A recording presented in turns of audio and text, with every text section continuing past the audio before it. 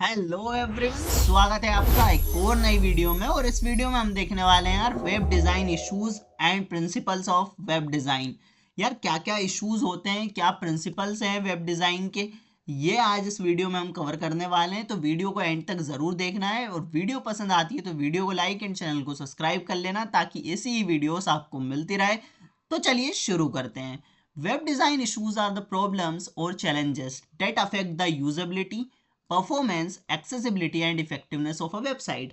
Web design issues क्या होते हैं? ये वो प्रॉब्लम्स होती है या चैलेंजेस होते हैं जो वेबसाइट की यूजेबिलिटी, स्पीड, एक्सेसिबिलिटी और ओवरऑल जो इफेक्टिवनेस होती है उसको ये इफेक्ट करते हैं।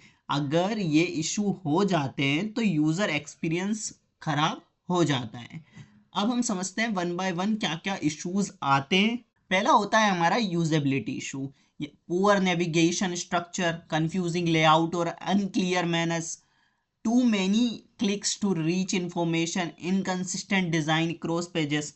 अब यार ये जो प्रॉब्लम्स है जैसे कि वेबसाइट का नेविगेशन सही नहीं होना या लेआउट जो है वो कंफ्यूजिंग होता है, तो जो मेन्यू है वो क्या क्लियर नहीं होता है, इंफॉर्मेशन तक पहुंचने के लिए बहुत ज़्यादा क्लिक्स लगते हैं, इनकंसिस्टेंट होना, यदि डेटा कंसिस्टेंट नहीं होता है तो ये क्या हो सकते हैं, ये सारे इश्यूज यदि है वेबसाइट में तो वो यूजेबिलिटी इशू होता है।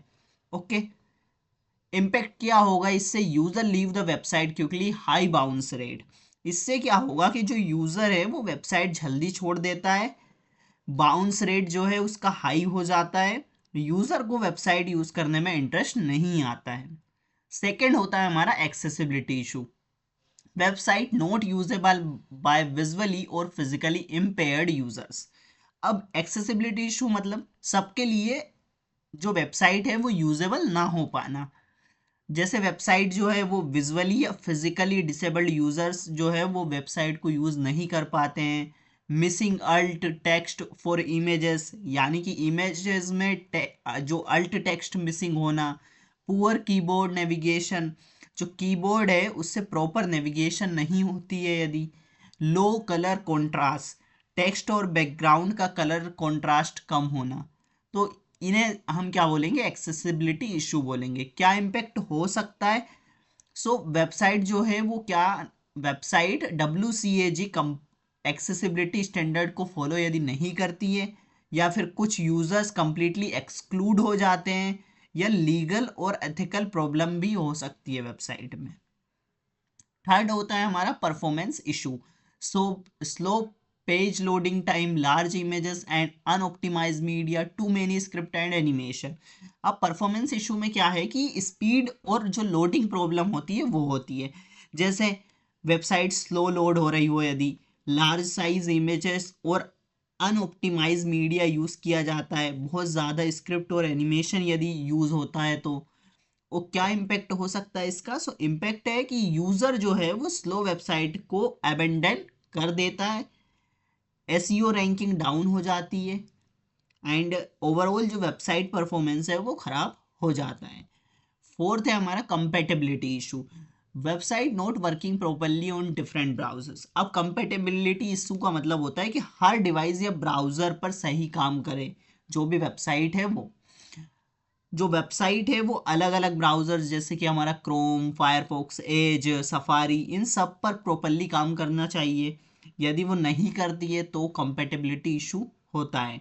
ओके, मोबाइल फ्रेंडली हो नहीं होती है, जैसे पुअर रिस्पॉन्सिवनेस है, स्मॉल स्क्रीन पर जो है लेआउट टूट जा रहा है, या कंटेंट जो है वो एडजस्ट नहीं हो पाता है। तो ये सब क्या है? हमारा कॉम्पेटिबिलिटी इशू होता है। क्या इम्पेक्ट हो सकता है? Inconsistent user experience across devices. Mobile users क्या वेबसाइट छोड़ देते हैं यदि वो वेबसाइट मोबाइल पर ठीक तरीके से नहीं दिख रही है, वो यदि लैपटॉप के हिसाब से क्रिएट की गई है और वेबसाइट पे वो रिस्पॉन्सिवनेस नहीं आ रही है तो फिर वो यूजर्स जो है उस वेबसाइट को छोड़ देते हैं। ओके, फिफ्थ होता है हमारा content issue. Too much text, content overload, poor readability, outdated और इररिलेवेंट इंफॉर्मेशन। अब कंटेंट इशू यानी कि कंटेंट से रिलेटेड कुछ भी प्रॉब्लम्स यदि है तो, जैसे वेबसाइट पर बहुत ज़्यादा टेक्स्ट होता है तो कंटेंट यहाँ पर ओवरलोड है, टेक्स्ट पढ़ना मुश्किल होता है, जैसे फ़ॉन्ट छोटा है, पैराग्राफ्स बहुत लंबे हैं, इंफॉर्मेशन पुरानी या रिलेवेंट होती है, तो ये क्या है, कंटेंट इशू है। क्या इम्पेक्ट होता है, user loss interest and trust. यहाँ पर यूज़र का जो इंटरेस्ट है वो ख़त्म हो जाता है और वेबसाइट पर ट्रस्ट कम हो जाता है, इससे कि वेबसाइट पर कोई दोबारा जो है यूज़र जो है वो विजिट नहीं करता है। अब देख लेते हैं हम web design principles. Web design principles क्या होते हैं? So web design principles are guidelines that help create effective user friendly and visually appealing websites. अब जो वेब डिज़ाइन प्रिंसिपल्स होते हैं वो गाइडलाइंस होते हैं जिनसे कि वेबसाइट जो है इफेक्टिव, यूज़र फ्रेंडली और विजुअली अट्रैक्टिव बनती है। इन प्रिंसिपल्स को फॉलो करने से जो यूज़र एक्सपीरियंस है वो इम्प्रूव होता है। ओके, पहला सिंप्लिसिटी। सिंप्लिसिटी का क्या मतलब है? यहाँ पर सिंपल डिज़ाइन होना। Keep the design clean and minimal, avoid unnecessary elements. अब क्या करना चाहिए हमें? जैसे डिज़ाइन जो है वो क्लीन और मिनिमल रहनी चाहिए, फालतू के एलिमेंट्स वहाँ पर हमें अवॉइड करने चाहिए किसी भी वेबसाइट को डिज़ाइन करने में। क्या बेनिफिट होगा इससे? Improve user focus and understanding. जो यूज़र का फोकस है वो इम्प्रूव होता है एंड वेबसाइट जो है समझने के लिए ईजी हो जाती है। सेकेंड है consistency. Same colour scheme, fonts and layout across pages, uniform navigations and buttons. अब कंसिस्टेंसी का मतलब होता है कि एक जैसा डिज़ाइन हमें पूरी वेबसाइट में रखना चाहिए, जैसे कि हर पेज पर जो सेम कलर हो, फ़ॉन्ट सेम होना चाहिए और जो लेआउट है वो भी हमें across the pages same use करना चाहिए। यूनिफॉर्म नेविगेशन यानी कि नेविगेशन और बटन जो है वो यूनिफॉर्म रखना चाहिए। क्या बेनिफिट होगा इससे? Makes the website predictable and easy to use. जो वेबसाइट है वो प्रेडिक्टेबल लगती है एंड यूज़ करना जो है वो ईजी हो जाता है। थर्ड है visual hierarchy. Important content should stand out, use heading, font size, colour and spacing.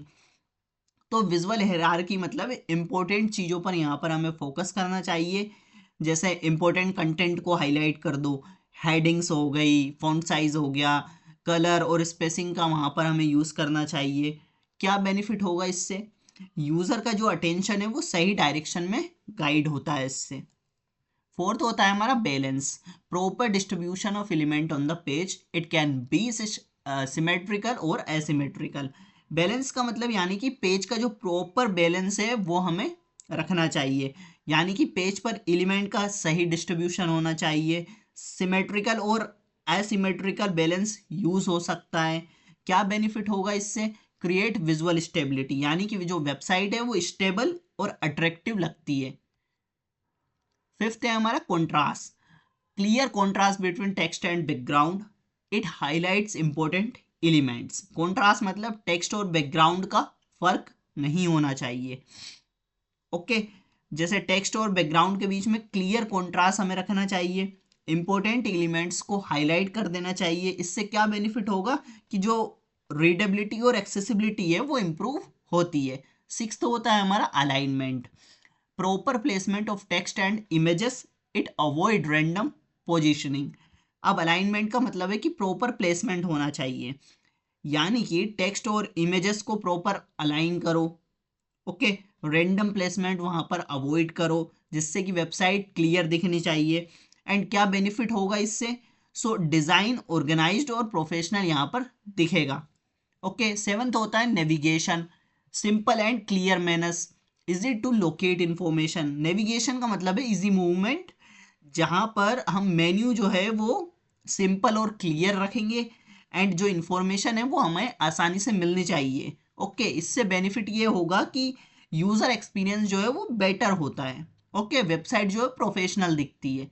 Eighth है हमारा responsiveness. Website adapt to all screen sizes. अब यहाँ पर रिस्पॉन्सिवनेस का मतलब ये है कि जो हर डिवाइस पर वेबसाइट जो है वो सही दिखनी चाहिए, यानी कि मोबाइल में कैसी दिख रही है, टैबलेट में कैसी दिख रही है, लैपटॉप में कैसी दिख रही है। तीनों में स्क्रीन साइजेस जो है लैपटॉप, मोबाइल, कंप्यूटर के हिसाब से क्रिएट होने चाहिए, मोबाइल फ्रेंडली डिज़ाइन होने चाहिए। ओके, इससे बेनिफिट ये होता है कि जो मॉडर्न वेब यूसेज है उसके लिए असेंशियल है एंड मोबाइल यूजर्स के लिए बेस्ट एक्सपीरियंस हमें देना चाहिए। तो ये सब थे वेब डिज़ाइन के प्रिंसिपल्स। एंड इसके पहले हमने देख लिया कि वेब डिज़ाइन इश्यूज क्या होते हैं। तो आशा करता हूँ कि डिज़ाइन इश्यूज एंड प्रिंसिपल्स क्या होते हैं आपको क्लियर हो चुका होगा। यदि वीडियो पसंद आ चुकी है तो वीडियो को लाइक एंड चैनल को सब्सक्राइब कर लो, ताकि ऐसी वीडियोस आपको मिलती रहे। मिलते हैं नेक्स्ट वीडियो में, तब तक के लिए keep learning keep growing. Thank you.